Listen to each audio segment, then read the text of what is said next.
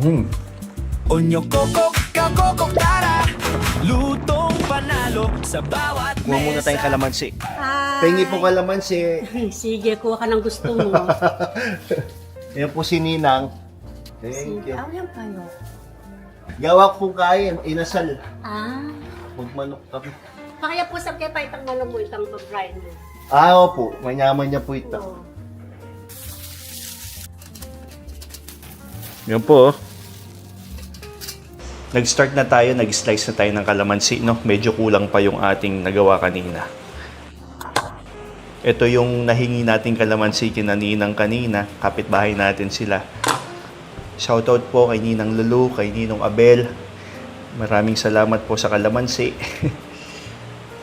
Yun. So, sinusukat po talaga natin yung kalamansi, no? Para pantay yung lasa. Alam natin na tama yung ating marinade. Yan. Start na tayo ng ating marinade. Tatabi ko lang to muna. Bago natin timplahan, gawin muna natin or i-ready muna natin yung ating chicken. Meron tayong 2 kilo dito na chicken. Yan po, chicken quarters. Yan, no? 2 kilo to. Actually, lampas pa to ng 2 kilo. Mga 2.1, 2.2 kilos. Tatanggalin ko lang yung, yung excess fat, no? Sa ating chicken. Yung konting skin niya, tatanggalin natin. At gagamitin mamaya para gumawa ng ating annatto oil. Konti lang.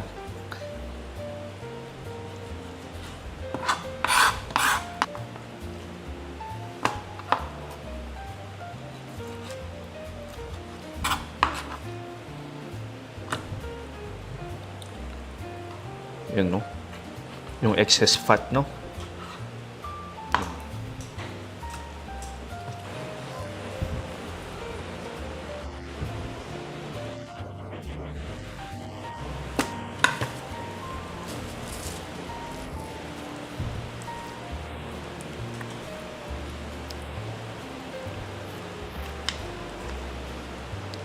So, ngayon, slice natin, no? Parang iba-butterfly cut natin para magmukha siyang mas malaki at para mas madali siyang lutuin. So, dahan-dahan kasi madulas po yung skin ng manok. Yan, no?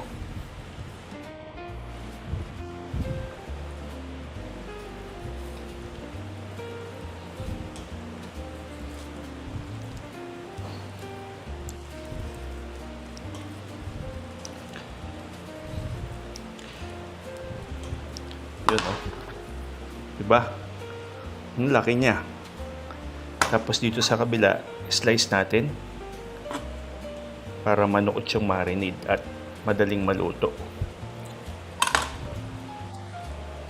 Ayan. So, isa pa po. Itong side na to ng chicken, yan. Yan. Itong side na to ng chicken, ang ikakat po natin, ito pong nandito. Yung sa pinaka likod ng hita. Ito pong dito. Ayan. I-butterfly cut natin. Dahan-dahan po ha, kasi madulas po yung skin ng manok, baka masugatan kayo.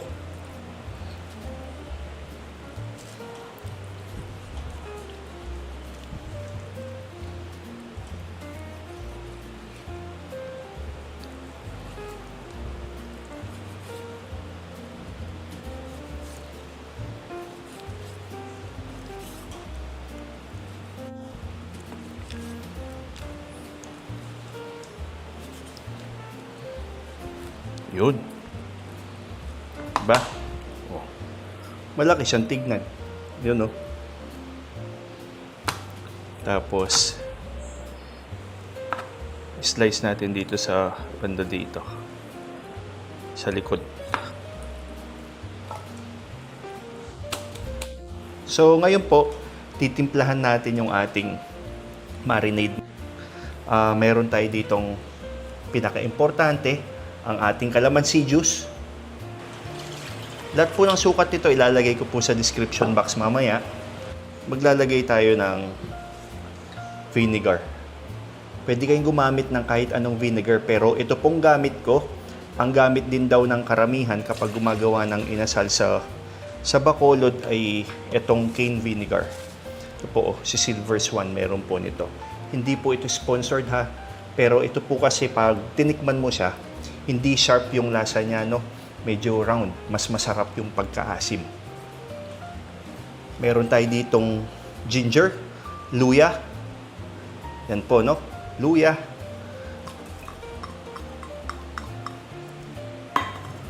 Meron tayong bawang.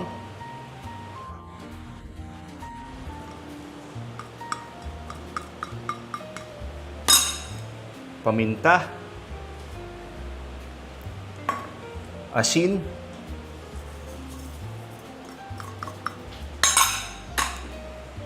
At pangbalanse lang ng asim at saka alat, ito pong ating asukal. At parang may kulang tayo. Kulang pa tayo ng tanglad. Kuha pala tayo ng tanglad. Nakalimutik na nating makalimutan, no? Kuha tayo ng tanglad sa labas. Kuha tayong tanglad. Marami tayong tanglad dito. Yan, no? Tinanim namin last year pa to. Bilis dumami. Kuha lang tayo ng 3. Yeah. Yun.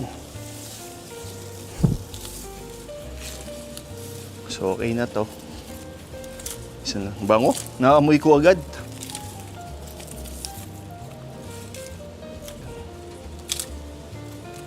Yun. So, sa loob na natin linisin, no? Tabi muna natin itong ating chicken skin, no? Gagamitin natin mamaya. Konti lang to actually. Meron na tayo nakalagay lang sa ref. Yan. So, ngayon, itong part lang na to yung gagamitin natin, no? Gugupitin natin tong dahon. Ito, tatapon na to. Yan. Tapos ito, tatanggalin yung pinaka-ugat. Yan. At hugasan lang po natin. Yan, so nahugasan na po natin. Pupukpukin lang natin.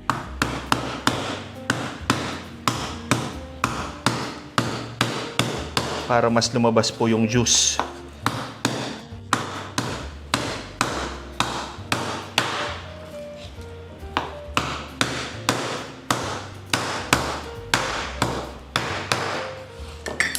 Ngayon, slice natin.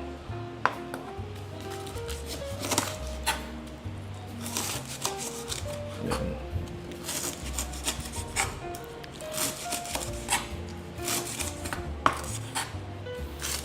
So, ito pong ginagawa nating inasal. Bacolod style inasal po ito. Hindi tayo gagamit ng toyo pala, no? Pero nasa sa inyo po kung gagamit kayo ng toyo. Yung ibang Bacolod style inasal, gumagamit sila ng toyo. Pero ito pong recipe natin, hindi tayo gagamit ng toyo. Yun.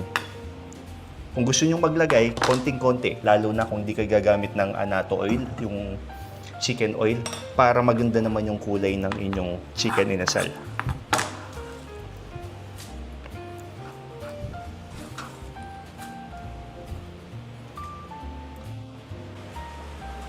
Mix lang natin.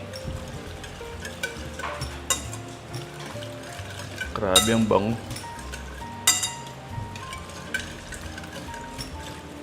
Mix lang natin ng mabuti. Ensure natin na tunaw na yung asukal at saka yung asin.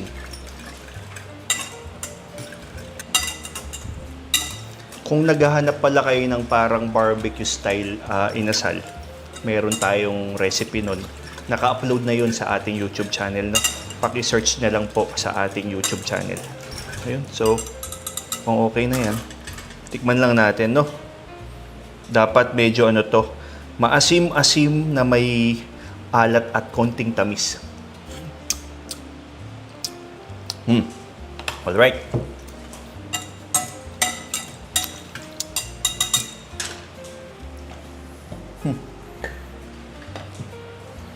So, yun.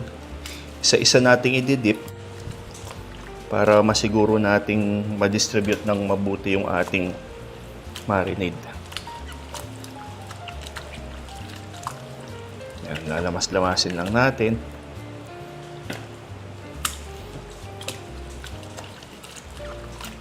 Yan.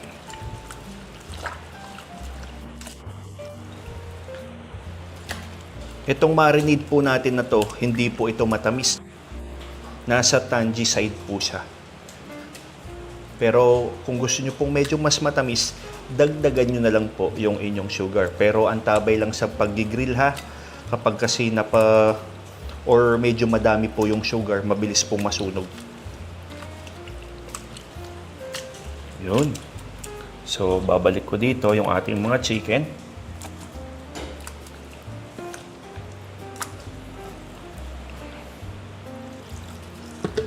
Yun.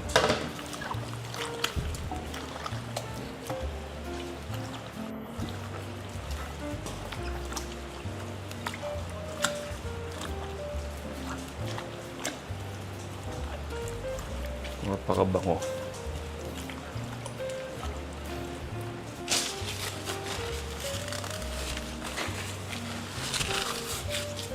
Yan. So, takpan natin.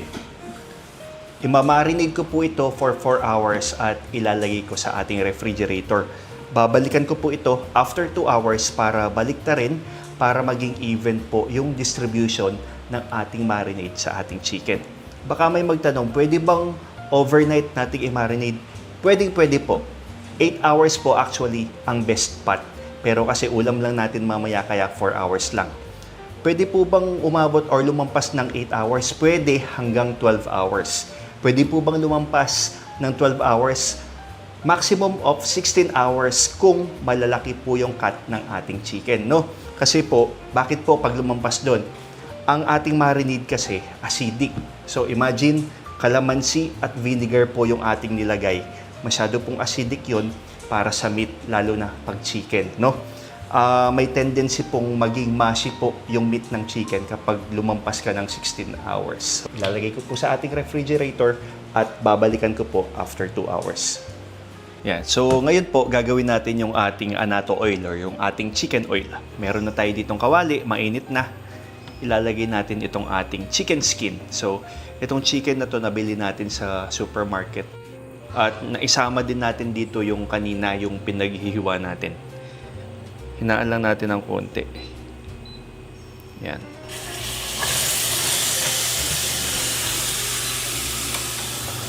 Make sure nasa medium-low lang po tayo na apoy. Mabilis kasi masunog to kapag malakas yung ating apoy, no? Medium-low lang.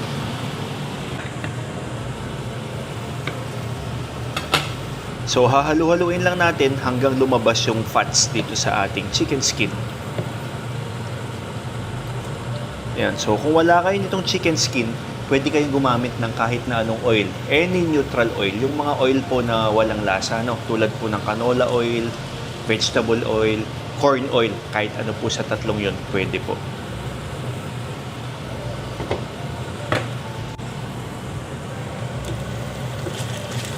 Yun, no? So, kung mapapansin nyo po, medyo nag-start na pong may mag-brown sa ating chicken skin. Ito na yung time na ilalagay na natin yung iba nating ingredients. So, maglalagay tayo ng garlic. Buong garlic po, dinikdik lang po natin. Yan. Maglalagay tayo ng whole peppercorn, tsaka 2 bay leaf. Maliit lang po yung bay leaf natin. Maglalagay tayo ng asin, konting asin. Yan. So, hintayin nating mag-render completely or lumabas ng todo yung fats doon sa ating chicken skin bago natin ilalagay yung ating atsuete powder. Takpan ulit natin. So, ngayon po hindi na natin tatakpan, no? Kasi hinihintay na lang nating lumutong yung ating chicken skin. Kapag kasi tinakpan mo yan, hindi yan lulutong dahil nagmo-moist po sa loob. Yan po, hininaan natin yung ating stove kasi almost 90 to 95% na po na brown yung ating chicken, yung skin. So, ayaw po nating masunog yung ating niluluto, no? Kaya hininaan natin yung apoy. Very low po yung ating heat at tatanggalin po natin yung bawang. Yung bawang po kasi kapag nasunog yan, may tendency pong pumait yung ating chicken oil. So, yan po, check natin ha. Yan po. Malutong na yung ating chicken skin. Okay na po ito. Iahon na po natin.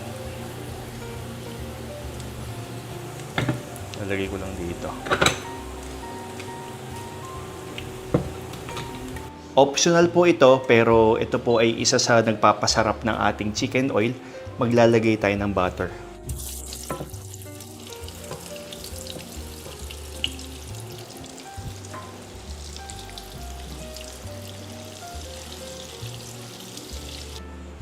At syempre ang ating atswete powder.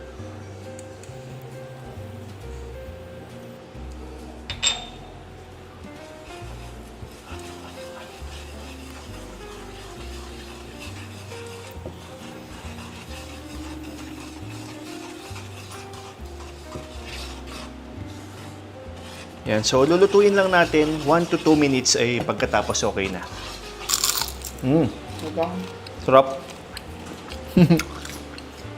Cholesterol. Kaso hindi natin pwedeng kainin to lagi, no? Cholesterol. So naka 2 minutes na pala, turn off na natin yung ating apoy. Okay na po ito, palamigin natin tapos gagamit tayo ng strainer. Strain natin mamaya pag lumamig na. Yun, so tapos na tayo mag-marinade, no? Naka 4 hours na tayo. Bango.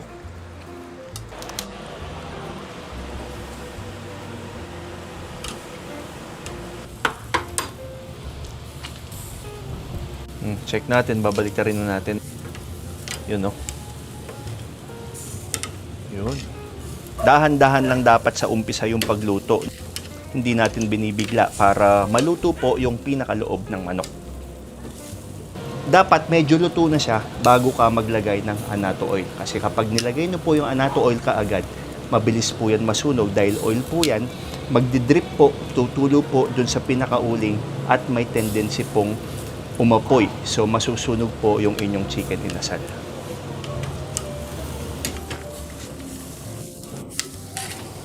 Medyo browning na tayo dun sa kabila, no? Maglalagay na tayo ng ating chicken oil.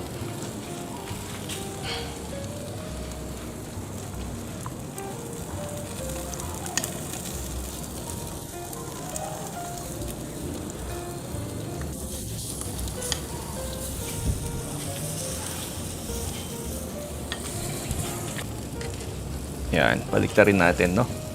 Doon tayo sa kabila maglagay naman ng chicken oil.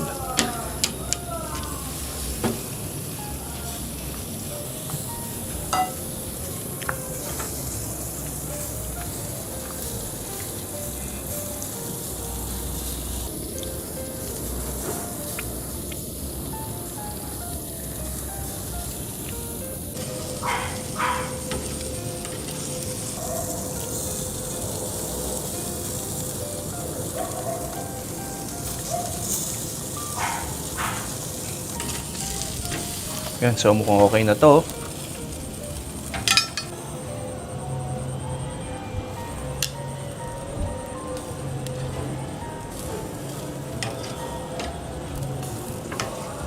Tikman natin, kakoko. Yan po. Yan, no? Lutong-luto po yung loob kasi ginawa nating binutterfly cut po natin, no? Tikman natin. Onyok kokok sa kusina. Oh. Lutong sarap na. Meron tayo dito, toyo mansi with sili. Kain na tayo. Ang ganda ng pagkakagrill natin. Medyo lumutong yung balat niya, no? Sarap. Rice, please. Sarap nito sa kanin.